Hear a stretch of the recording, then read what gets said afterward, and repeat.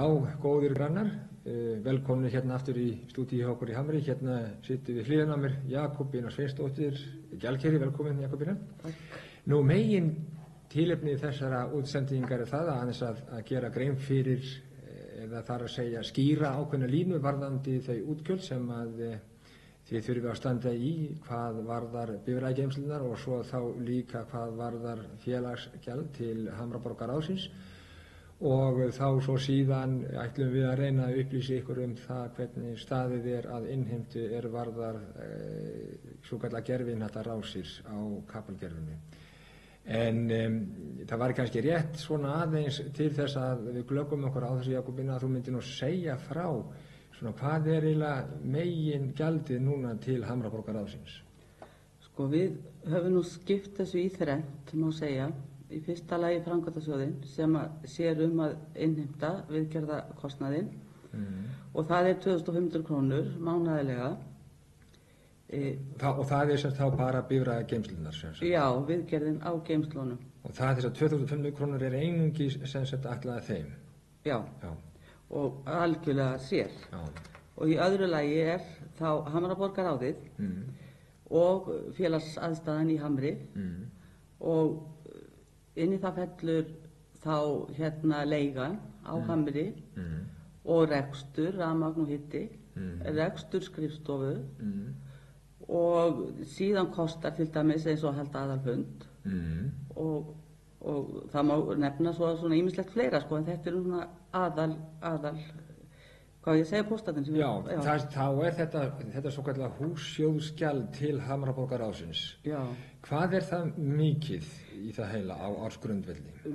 Það nú 4.200 sem við innheimtum tvisvar á ári, 2.100. Já, í hver skipti? Já, í mars og í september. Já. Þannig að það aftur á móti sem algjörlega fráskilið og ekkert viðkomandi framkvæmdasjóðsgjaldinu varðandi í bílageymslurnar.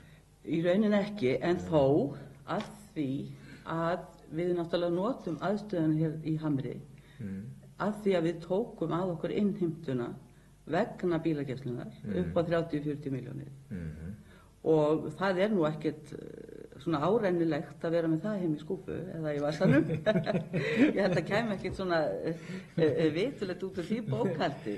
Nei, en það ekki hægt allast til þess að sé nokkuð með svona slíkt bókhald heima hjá sér eða þá einhvers staðar annars staðar heldur einmitt í þeirri aðstöðu sem að Hamraborgarráðið þetta hefur yfirráð yfir. Og við höfum notið þess sérstaklega að vera hér í Hamri og í félagsaðstöðum til þess að halda okkar fundi líka þá leið.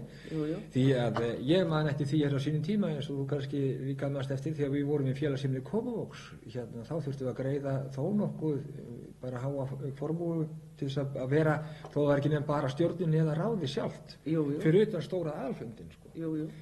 Þannig að þessi aðstæða hérna, hún hefur sparað okkur mikið. Mikið og bara bráðnauðsynleg og það náttúrulega eiginlega sjálfsagt að fólk reyna að gera sig grein fyrir þessu samhengi. Já. Sem þarna á milli framkvæmdasjóðsins og innheimtunar og þess að hafa sali. Annars væri þetta raunin ekki hægt. Og það akkur það sem við líka tala að það þetta innheimtukerfi sem við tókum á okkar herða, þetta hefur sparað okkur líka. Og þetta náttúrulega gerir okkur það kleift að fylgjast miklu betur með og stjórna okkar innheimtum. Að þetta hefði allt verið í stíf og fastar skorðum held ég hefði bæði verið með þetta og þeir vildu heldur ekki taka þetta að sér. Þeir gerðu það skilir í samningunum að við tækjum þetta á. Þannig það var spurningin það hvort að við létum þá bönkunum þetta eftir að innheimtu þetta fyrir okkur eða við gerðum þetta sjálf. Það var reynt og þá reynum til dæmis bara með tilliti til 14 stigaganga og þetta var alltaf í rúst. Það var ekki heilbrú í því.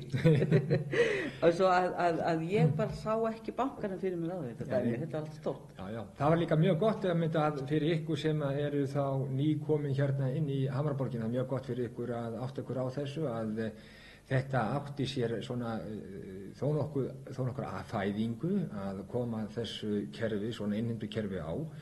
Og það má eiginlega segja sem svo að skrifstofan sé að hluta til rekin á kostnað framkvæmdasjóðsins en að öðru leyti þá fer kostnað við skrifstofuna og svo félagsaðstöðunni í Hamri undir þetta hússjóðsgjald. Já. sem að við erum að gera grein fyrir núna í þessu sambandi. Og svona aðeins til þess að glögga okkur á þessu, þá erum við að tala það að það gjalddagi á þessu húsjárgjaldi, það að segja 1. mars og svo 1. september hvers árs. Og endilega viljum við líka undirstinga það að það sem sagt mjög gjaldfall á þessu húsjárgjaldi.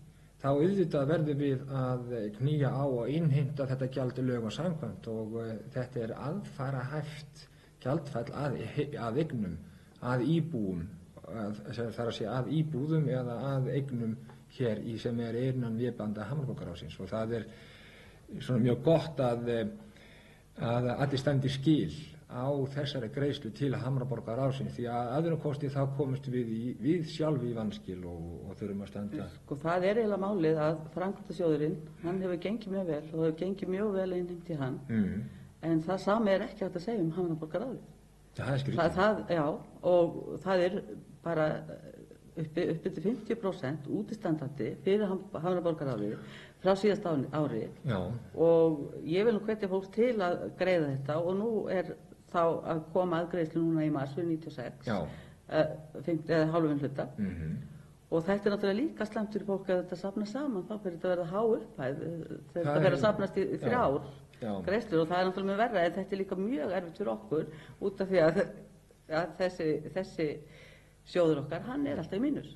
Undirstinga það einmitt þá við húseigendur og alla eignaraðila í Hamraborginni að þeim beri að standa skil á þessari greiðslu til hússjóðsins, það að segja til Hamraborgaráðsins og þetta sé aðfarahæft. Og við getum sett eftir lögfræðing að við höfum verið svona að eiginlega draga lappirnar með það út af því að senda 4.000–6.000 króna skuld í lögfræðing, það ekkert grín og þá kannski 30.000 króna kostnaðana. Nei, það náttúrulega heila málið og það vont að vera að þurfa að beita slíkur hörku. Það á ekki þurfa, því að þetta ekki það mikil fjármunir fyrir húseigendur, miðað við þá hagsmunum sem við erum að vernda í þessu sambandi. En okkur munar þegar saman kemur. Og auðvitað eru þeir sem þegar eru búin að greiða, þeir eiga kröfu á því að aðrir greiði það nákvæmlega sama. Það komið tími, það að koma tími á þetta 1. mars næstkomandi þá legg ég til að allir gerir hreint fyrir sínum dyrum og greiði þetta gjald og sérstaklega láta ekki standa upp á sinni þar. En við erum þarna með svo þá þriðja sjóðinn sem kapalkerfið og það nú eiginlega dálítið séraparti og hefur eiginlega farið í þann farveg að það innheimt í þann sjóð sem hefur aðalega með afruglun á kerfinháttasendingum að gera fyrst og fremst og það þá í samræði við íbúa.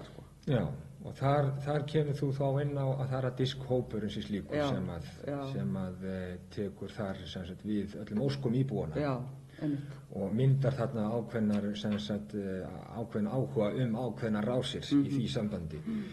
En í raun og veru þetta kabelkerfi, það nú bara svona flutningskerfi til þess að koma þessum merkjum í gegn, það að segja þessari stöð sem við erum núna og svo gerðinháttarrásunum og svo þetta öllum íslensku stöðunum og svo fjölvarps rásunni og rásunum 2.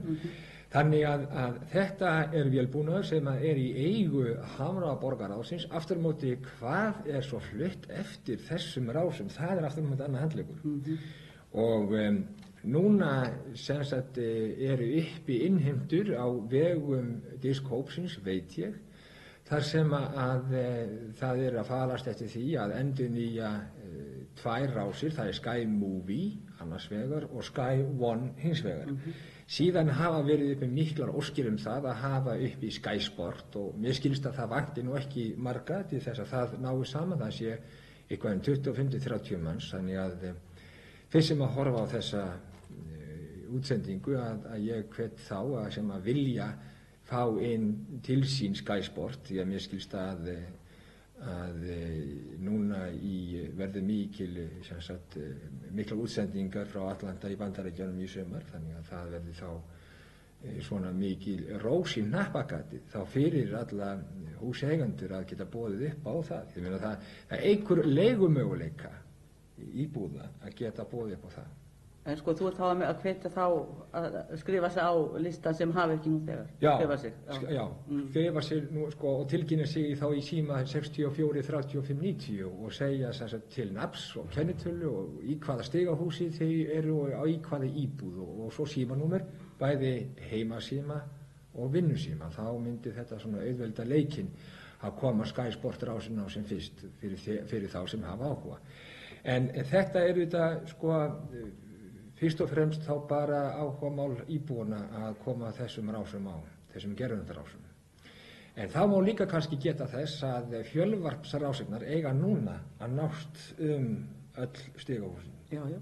Það búið að setja magnar upp í bæði 26 og 32 og 18 var komin áður. Já, þannig að það núna allra sem eiga sjónvarpstæki sem að nýrri gerðinni. Ég veit nú ekki hversu gömul tækin mega vera, þeir mega ekki vera mikið gömul til þess að sé hægt að ná öllum fjölvarpsrásunum sem að núna fjölmiðlum hér á Íslandi býður upp á. En þá eins og maður segir, þau bara endurnýja þá tækin sín. Jú, eða ekki líka hægt að bjarga sig með vídeói? Jú, eða kaupa sér bara nýtt vídeó. Já. Það jú. Þá þetta að keyra gegnum það. Já, og nota þá bara sjónvarpstækið sem sjónvarpsskjá. Er eitthvað meira sem við getum rauðslega? Ég var að velta fyrir mér aðalhlutunum. Já. Og sem sagt að það má kannski minnast á það þó hafa nú komið fram áður að það verið endurskoða reikninga og fara yfir stöðuna og það stefnt að því að tilkynna útkomu eða endalegt uppgjör á aðalfundi í apríl varðandi viðgerðir og bílageymslu. Já. Og þá erum við með í huga, þá var kannski líka að koma að því hérna að við höfum svolítið dregið lappirnar við það að taka lán. Já, og ekkert verið neitt sko óhress yfir því að það sparar okkur vexti upp á 100.000. Já, og við höfum ekki farið til nýna lántöku sem spara okkur það lántökukostnað. Þannig að fjármagnskostnaðar hefur ekki verið neitt í þessu sambandi enn sem komið er. Einmitt. Og þá það markmiðið hjá okkur núna, það það að á aðalfundinum þá eiga að liggja fyrir svona nokkurni þá svörum það hvort að okkur takist að láta þá einhverja húseigendur eða við vilja greiða þá strax áður en að lántökunni kemur. Þannig að þá losna þeir við vexti og svo lántökugjald. Er það ekki? Jú. Og þá getur vel verið að það verður til þess að jafnvel helmingur að þeim í húseigendum að þeir greiði sem að þurfa að greiða þarna í þennan framkvæmdasjóð að þeir greiði þá lækkar lántakan helming. Já. Og það þetta hefur heilmikið að segja. Já. Svo að ég hveti ykkur öll til þess að fylgjast vel með. Við erum öll núna á fullu í því að upplýsa ykkur það hvernig staða málsins framan að aðalfundi sem að verður þá 22. apríl næstkomandi í félagsheimili Kópavogs klukkan 8:30 kvöldið. Og ég hvet alla húseigendur að koma þangað og hafa bara góða stund með okkur stjórninni og auðvitað þá hamrabókarásmönnum og sitja sem sagt í þægilegum sætum að fá sér góðan kaffibolla meðan að fundi stendur. Mér langar kannski að vinna það að skrifstofan í Hamri opin einu sinni í viku á þriðjudögum milli 5 og 6. Já. Og þar Sveinbjörg til að svara fyrirspurnum eða upplýsum það sem að fólk þarf að halda. Já, fínt. Þá sem sagt segi ég bara þessu loki og þakka ykkur fyrir samveruna.